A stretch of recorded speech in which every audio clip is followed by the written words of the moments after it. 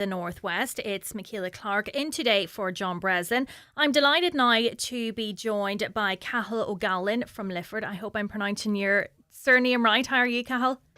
Not too bad, not too bad. Ó Gaillín, so Ó close enough. I'll, Gaillín. I'll take it. I'll take it. Perfect. So you have spent some time in the West Bank teaching GAA to Palestinian children. Talk to us initially about this initiative and how you came to be involved. Well, I could suppose Palestine GA is kind of the brainchild of a London Irishman, Stephen Redmond, kind of for the last year or so. So initially went over and kind of visited a few different places and ended up in Al Amari refugee camp, which is near Ramallah, kind of right in the middle of the occupied West Bank.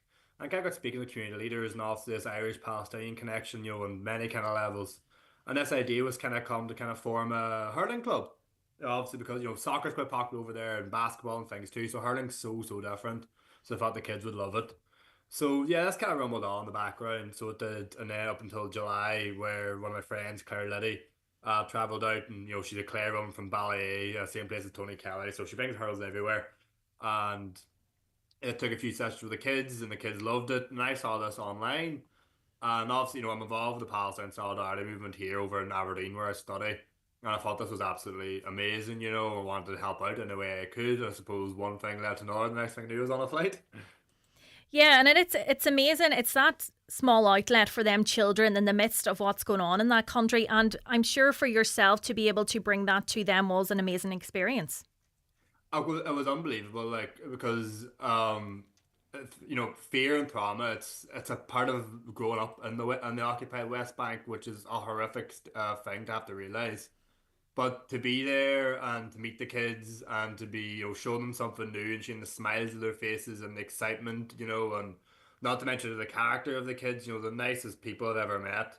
For anyone who's any coaching experience, like usually you run around picking up cones and hoodies and sweatshirts and hurls and whatever else, but I wasn't allowed to do anything or carry anything or lift anything, all just really good kids, and as I say, see the smiles on their faces, and then come back the next day or bringing their brother or bringing their friend or something like this. I can't speak to it enough. It was unbelievable.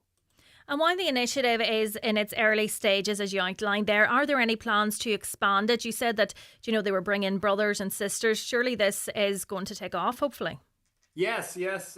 Even in this early stage, it's taken off. So in Alamari, we started with the boys team, and our Camogie team started. So it has, which is brilliant. Um, and then expanding this kind of like a few different places in the occupied West Bank. So looking at the minute at Tulkarem, Janine, which are unfortunately in the news for a lot of the occupations crimes this week, along with Al Khalil or Hebron. So these are the kind of initial plans that have gotten going, and they're kind of various stages of development, but with lots of interested parties and lots of really talented and really enthusiastic people looking to take it up.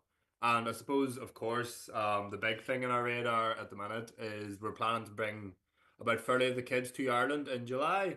The itinerary is not yet finalised, but hoping to bring them, to Dublin, somewhere in the south, somewhere in the northwest, either Derry or Donegal, and stuff like this. So that's kind of all systems go and kind of fundraising for that at the minute. Yeah, amazing. And you did some fundraising yourself before you went out, didn't you? So will this feed into that, or was that kind of your funding what you went out earlier in the year? I suppose it's all going into the one pot. So yeah, so I ran 150 kilometers over the month of December, around various streets and roads and by lanes from Aberdeen to Donegal.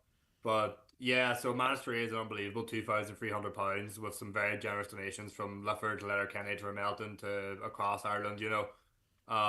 So yeah, all that's going in and the fundraising efforts at the minute. That's sparked two more people doing some similar things and other fundraising events. So yeah, it's all kind of going into one pot because getting stuff over there is obviously very expensive and very difficult. A lot of red tape and a lot of things are going to Palestinians, the occupationists, everything they can to make it difficult, to make it expensive, and make it not worthwhile.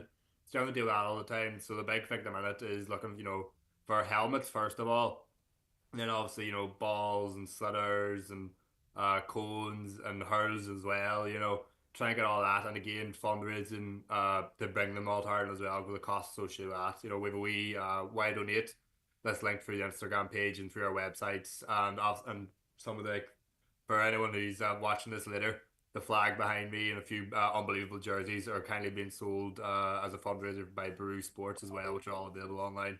Great. And do you see much support of this now since you've come home? Obviously, you're a local man here in Donegal. Have you seen this garnering support? Oh, most definitely, most definitely. As I say, even before I went, it was kind of keeping a bit hush hush.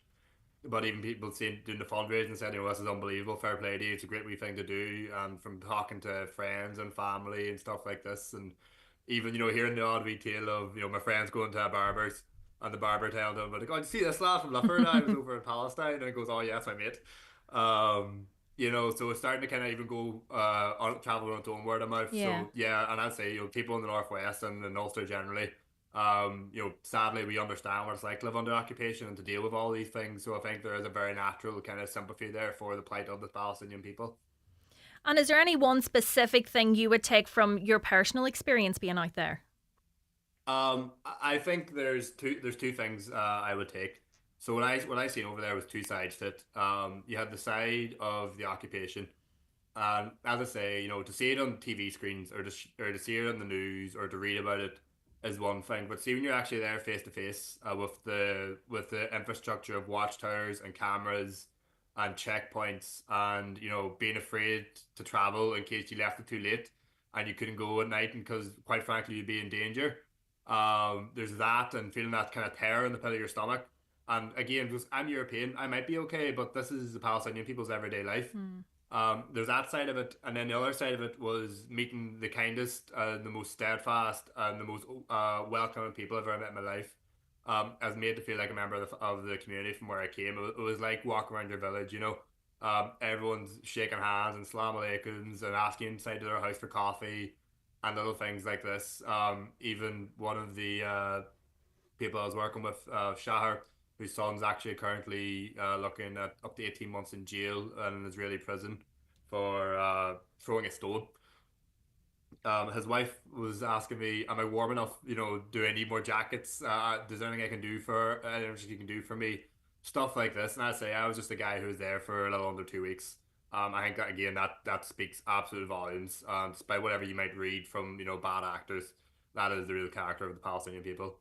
That's it. And it shows the impact that yourself and others are having ongoing out there and doing what you might feel is a small everyday thing for yourself playing hurling, but this is huge for them. Yeah, exactly. Like again, Shahar said something probably one of the first things. It goes, sport freedom. Like it's this kind of thing, and for the kids to able to for them to see growing up that the outside world does care about them and is looking to them, and they can look to the outside world.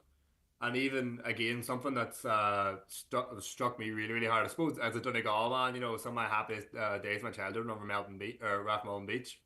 And one of the people asked me, so when these kids go to Ireland, what are the beaches like? Are the beaches nice? I want the kids to see the beach Mm. because they live about 40 kilometres from the Mediterranean. But as long as the occupation's there, they're never going to be able to go and play in the beach and run around in the sand and the sea and whatever.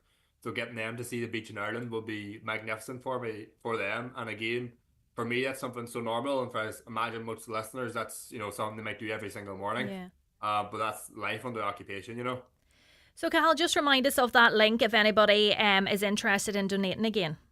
Yes, so on our Instagram pages and our web pages, so Palestine GAA, there's a Why Donate link, and all that money then is going into the kitty to help with running the clubs in general and bringing them to Ireland. Again, any follows, shares, and especially donations, big or small, are massively appreciated.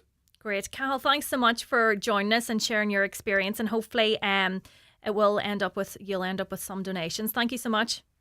Thank you so much for having me, and thanks for everyone listening on, especially any relatives.